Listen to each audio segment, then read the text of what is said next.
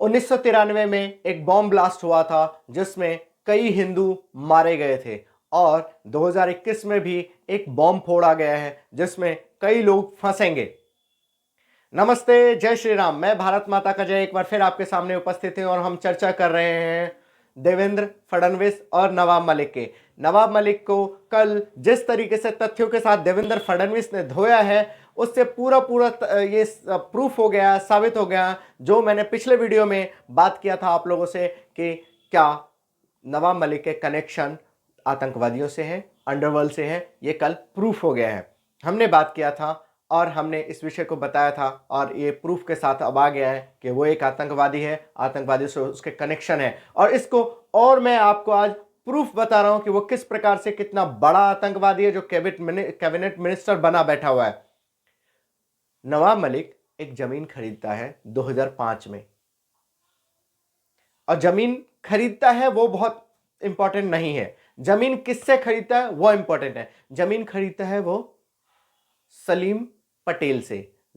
जमीन खरीदता है वो अली खान से। सरदार का अली खान और सलीम पटेल वो व्यक्ति हैं जिसके ऊपर आजीवन कारावास लगा हुआ है और वो जेल में बंद है। जो दोनों व्यक्ति संभवतः उन दोनों को फांसी हो सकती थी, परंतु अंत में दोनों ने सरकारी गवाह बनना स्वीकार किया और सरकारी गवाह जब बने तब उसकी सजा कम होके उसको आजीवन कारावास हुई।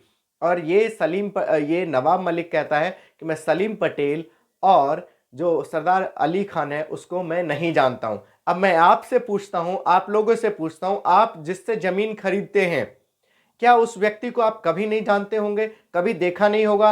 आप ये नहीं जानते होंगे वो व्यक्ति कैसा है, उसका समाज में कैसा उसका उठना बैठना है, कैसा किन लोगों के साथ जाना है? या आप उससे जमीन अपने आप आपको आया, किसी ने पेपर दे दिया, आपने साइन कर लिया, जमीन खरीद लिया? क्या यह संभव है? देवेंद्र फडणवीस ने पूरे तथ्यों के साथ यह बात रखा कि इसने आतंकवादियों से जमीन खरीदी है और आतंकवादियों से जमीन इसलिए खरीदा क्योंकि वो जमीन संभवतः सरकार जब्त कर सकती थी, क्योंकि एक बॉम्ब ब्लास्ट में शामिल आतंकवादियों की वो जमीन था। परंतु आतंकवादियों ने ये सोचा कि ये जमीन जब्त होने से अच्छा है एक आतंकवादी से के बजाय दूसरे आतंकवादी को जमीन ट्रांसफर कर दी जाए, और यही इस केस में हुआ। जो जमीन 2000 रुपये से अधिक रेट पे जाने चाहिए उसको 15 रुपये और 25 रुपये पर स्क्वायर फीट में ये जमीन एक आतंकवादी को ट्रांसफर कर दिया। पहले के आतंकवादी होते थे जिसके ऊपर आतंकवादी का टैग लगा होता था, वो जेलों में होते थे, वो बंद होते थे, उनको फांसी भी हो जाती थी। परंतु आज आतंकवादियों ने अपने रूप बदल लिए हैं।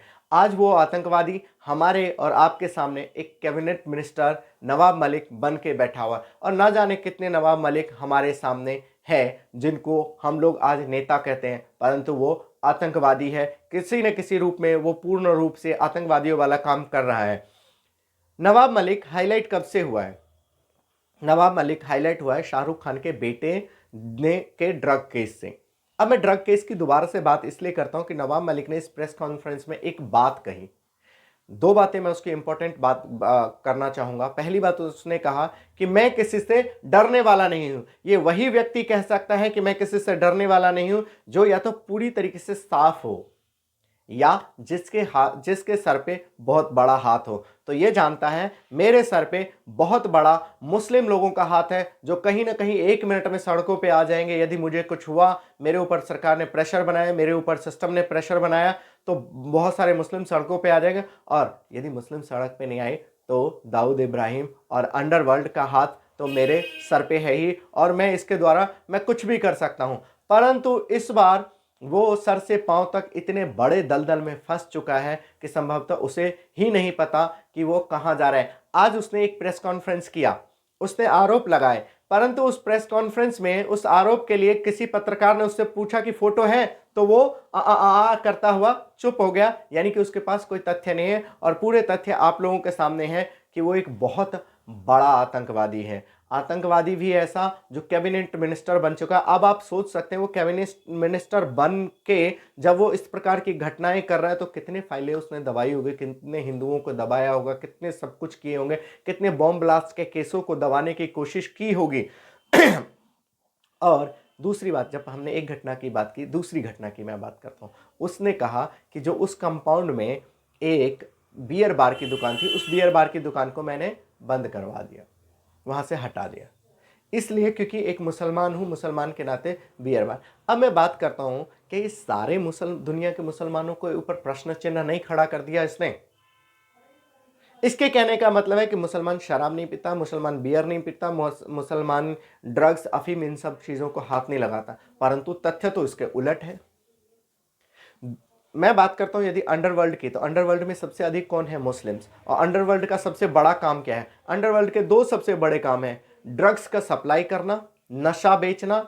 दूसरा सबसे काम है लड़कियों की सप्लाई करना, और उसके साथ जितने भी ब्लू फिल्म आप लोग देखते होंगे, कोई ना कोई देखा होगा, कहीं ना कहीं देखते होंगे, वो सारे के सारे अंडरवर्ल्ड बनाते हैं, उसको बेच के वो पैसा कमाता है।